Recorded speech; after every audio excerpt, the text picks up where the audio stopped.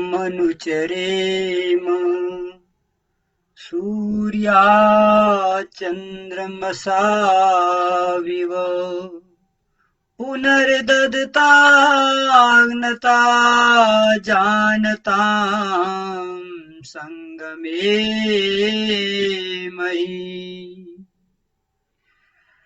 सूर्य चंद्र सा स्वस्ति पथ पर हम प्रभु चलते रहें ज्ञानी दानी बन अहिंसक सत्संग सदा करते रहें सत्संग सदा करते रहें ओम शांति शांति शांति। धर्म प्रेमी सज्जनों, सादर नमस्ते। आज का विषय है कल्याण का पथ। वह रास्ता है जिससे मानव जीवन का कल्याण हो सकता है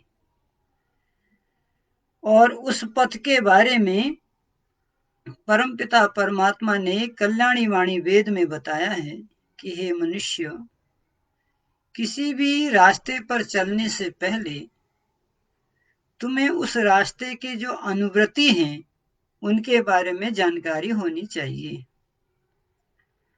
तो कल्याण के पथ पर अनेकों ऋषि मुनि जा चुके हैं और अनेकों लोग आज भी चल रहे हैं, परंतु परमेश्वर ने हमको एक ऐसा उदाहरण दिया है सूर्य और चंद्रमा का कि जो अनादि काल से हमारा पथ प्रदर्शन कर रहे हैं।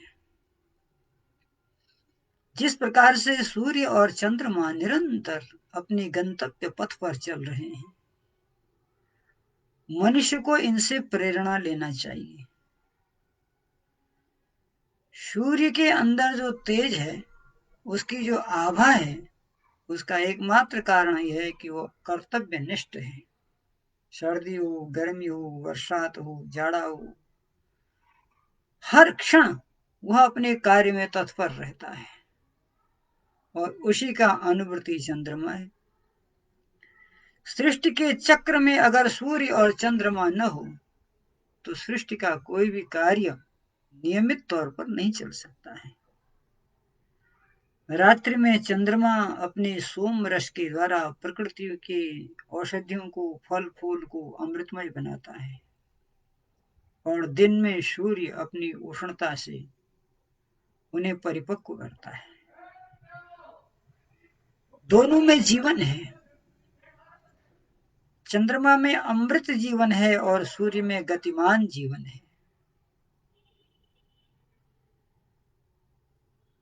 और ये सूर्य और चंद्रमा निरंतर हमें जीवन में उन्नति की ओर चलने की प्रेरणा दे रहे हैं। रास्ते संसार में अनेक हैं, लेकिन सभी रास्ते कल्याण की ओर नहीं जाते हैं।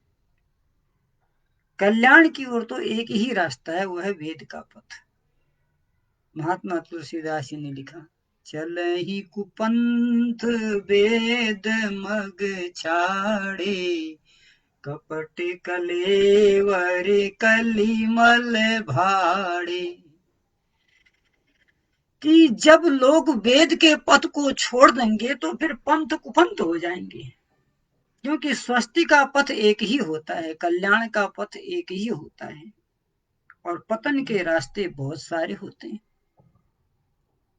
महात्मा कबीर कहते हैं, एक शब्द में सब कहा, एक ही अर्थ विचार, भजिए निर्गुण ब्रह्म को, तजिए व्यर्थ विचार। एकत्व परमात्मा ने सृष्टि में ये यथार्थ सत्य बताया है कि एकम सद्विप्रा बहुधा वदन्ति।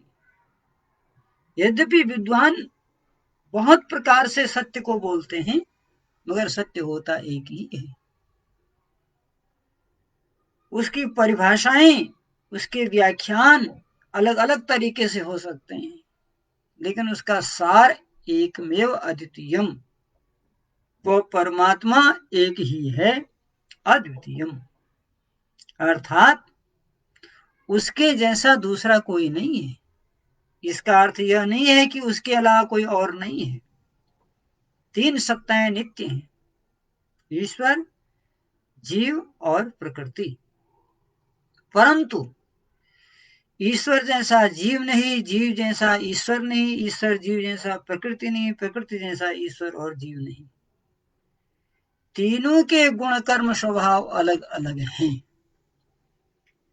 और तीनों सत्ताओं का होना आवश्यक है। एक सत्ता संसार का निर्माण करती है, उसका नाम है परमात्मा, और दूसरी सत्ता संसार का भोग करती है, उसका नाम है जीवात्मा, और तीसरी सत्ता वो है जो भोग के पदार्थों को प्रदान कर रही है, उसका नाम है प्रकृति। तो इसलिए कल्याण का रास्ता एक ही है और वो है वेद का पथ। उस पथ पर हम ऐसे चलें जैसे सूर्य चलता है।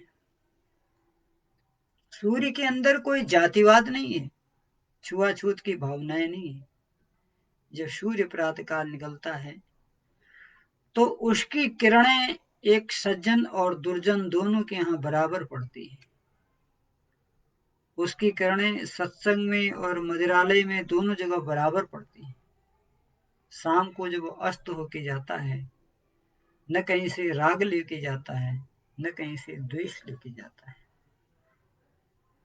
हमें भी राग और द्वेष को उसी प्रकार छोड़ना चाहिए जिस प्रकार से दिन भर श्रम करता हुआ सूर्य अपनी आभा सबको समान देते हुए और रात्रि में निष्कपट भाव से, निष्काम भाव से अपने घर वापस चला जाता है, और फिर जहां पर उसका कार्य समाप्त होता है वहीं से चंद्रमा आके अपनी शीतलता दे करके सबको शांत करता है।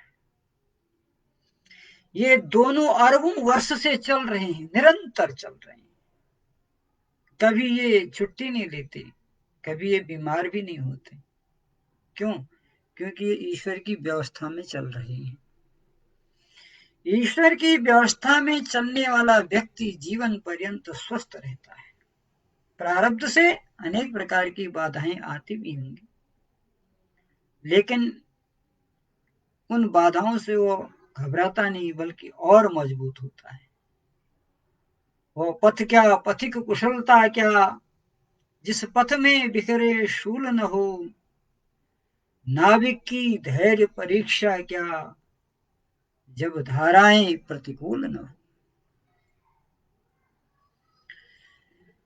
वेद में मंत्र आता है, कश्चरते एकाकी, उत्तर मिलता है सूर्यश्चरते एकाकी, चंद्रश्चरते एकाकी। देखो ये सूर्य अकेला चल रहा है, ये चंद्रमा अकेला चल रहा है। तुम भी सूर्य और चंद्रमा को आदर्श बनाते हुए कल्याण के रास्ते पर, अगर कोई तुम्हारा साथ नहीं भी दे रहा है तो चरे वेती तुम बढ़ते रहो, बढ़ते रहो, बढ़ते रहो। न हो साथ कोई, अकेले चलो तुम, सफलता तुम्हारी चरण चूम लेगी। ये मत कहो कि जग में कर सकता क्या अकेला, लाखों में वार करता है शूरमा अकेला। ये मत कहो कि जग में कर सकता क्या अकेला, लंकापुरी जलाकर रावण का मद मिटाकर, लंकापुरी जलाकर रावण का मद मिटाकर, हनुमान राम दल में था आ गया अकेला, हनुमान राम दल में था आ गया अकेला। ये मत कहो कि जग में कर सकता क्या अकेला, लाखों ही जंतुओं पर दिखला के धाक अपनी, लाखों ही जंतुओं पर दिखला के धाक अपनी, वो सिंह राज देखो वन में घूमता अकेला, वो सिंह राज वन में है घूमता अकेला। ये मत कहो कि जग में कर सकता क्या अकेला, आकाश में अनेकों हैं तारे टिमटिमाते, आकाश में अनेकों हैं तारे टिमटिमाते, पर अंधकार हरता है चंद्रमा अकेला, पर अंधकार हरता है चंद्रमा अकेला, ये मत कहो कि जग में कर सकता क्या अकेला। इसलिए मनुष्य को ये चाहिए कि कल्याण के रास्ते पर अगर कोई उसका साथ नहीं भी दे रहा है तो उसे यह सोच के चलना चाहिए कि मैं इस संसार में अकेला आया हूं और इस संसार से अकेली जाऊंगा। कबीरा जब हम पैदा हुए जग हंसा हम रोवे, आओ ऐसी करनी कर चले हम हंसे जग रोवे। ये आप तभी कर सकते हैं जब आप कल्याण के रास्ते पर निरंतर चलते रहते हैं। कैसे चलते रहते हैं? जैसे सूर्य और चंद्रमा। सूर्य का दूसरा गुण क्या है? सूर्य स्वयं स्वस्थ रहते हुए संसार को स्वस्थ रखता है। उसकी किरणें जब कीचड़ में पड़ती हैं तो वहां पर जो अनेक प्रकार के नाना प्रकार के कृमियां हैं रोग की, उनको नष्ट करता है। जहां जहां भी प्रकृति में दुर्गंध है, सूर्य की किरणें उस पर पड़ के उस दुर्गंध को नष्ट करके वातावरण को शुद्ध करती है। इसलिए मनुष्य का भी कर्तव्य बनता है कि वह अपने शरीर से होने वाली दुर्गंधि को शुद्ध करे, और उसके लिए परमात्मा ने उसको अग्नि रूपी सूर्य दिया है। इस अग्नि को वेदों में सूर्य का पुत्र कहा गया है। जो कार्य सूर्य करता है वही अग्नि भी करता है। इसलिए मनुष्यों को चाहिए कि उत्तम उत्तम पदार्थ पृथ्वी से लेकर के औषधियां अन्न इत्यादि अग्नि में डालें और अग्नि उसको जला करके सूर्य देवता को दे दे, और सूर्य देवता अपनी रश्मियों से संपूर्ण संसार को स्वच्छता प्रदान करते हैं। इसलिए ये गुण हमें सीखना चाहिए। जिस प्रकार से सूर्य और चंद्रमा का जीवन है उसी प्रकार से गृहस्थ में पति और पत्नी का जीवन होना चाहिए। पति सूर्य है और पत्नी चंद्रमा है। दोनों जब संयुक्त रूप से कार्य करते हैं तो संसार में इंद्र जैसे शक्तिशाली संतानें आती हैं जो राष्ट्र का निर्माण करती हैं। सर्वे वेदा यत्पदमामनन्ति तपांसि सर्वाणि च यद्वद् वदन्ति यदिच्छन्तो ब्रह्मचर्यं चरन्ति तत्ते पदं संग्रहेण ब्रवीमि इत्योम एतद हे नचिकेता। समस्त वेद आदि शास्त्र जिसका वर्णन कर रहे हैं, जिसके लिए तपस्वी लोग तप धारण कर रहे हैं, ब्रह्मचारी लोग जिसके लिए ब्रह्मचर्य व्रत का धारण करते हैं, मैं उस पथ के बारे में तुम्हें बताता हूं। वो तो केवल एक ही है और वह ओम है। उसी ओम का जाप सभी लोग किया करते थे। ओम नाम सबसे बड़ा, इससे बड़ा न कोई, जो कोई इसको स्मरण करे सो सिद्ध आत्मा होय। इसलिए हम निरंतर ओम का चिंतन करते हुए प्रातः काल और सायंकाल ओम कृतो स्मर, उस ओम का स्मरण करते हुए इस कल्याण के रास्ते पर चलते रहे। नान्य पंथा विद्यते न, वेद कह रहा है इसके अतिरिक्त अगर आप सोचो कोई और रास्ता मिल जाए तो कहते हैं वो पथ नहीं, वो कुपथ है। स्वस्ति का पथ, कल्याण का पथ, और इस पथ पर चलते हुए परमात्मा ने हमको 3 कसौटियां दी हैं कि जब तुम कल्याण के रास्ते पर चलोगे तो तुम करोगे क्या? ददता, तुम दानी बनना, तभी तुम कल्याण के रास्ते पर चल सकते हो। संग्रह करने वाला व्यक्ति कभी भी कल्याणकारी जीवन नहीं जी सकता है, इसलिए अति संग्रह से बचो। जानता, विद्वानों के साथ रहो। मूर्खों के साथ रहने से मनुष्य स्वस्थ के पथ को छोड़ सकता है। जानता का एक अर्थ और भी है कि दूसरों को समझाओ कम, उन्हें समझो ज्यादा। जब आप दूसरों को समझेंगे तो लोग आपको भी समझेंगे। जब आप दूसरों को समझाने में ही रहेंगे तो लोग भी आपको समझा देंगे। इसलिए समझाना कम, समझना ज्यादा। अग्नता और अहिंसक बनो। हिंसा करने वाला व्यक्ति कभी भी कल्याण के रास्ते पर नहीं चल सकता है। परमात्मा की सृष्टि में हिंसा एक ऐसा कार्य है जो हमें प्रभु से दूर रखता है।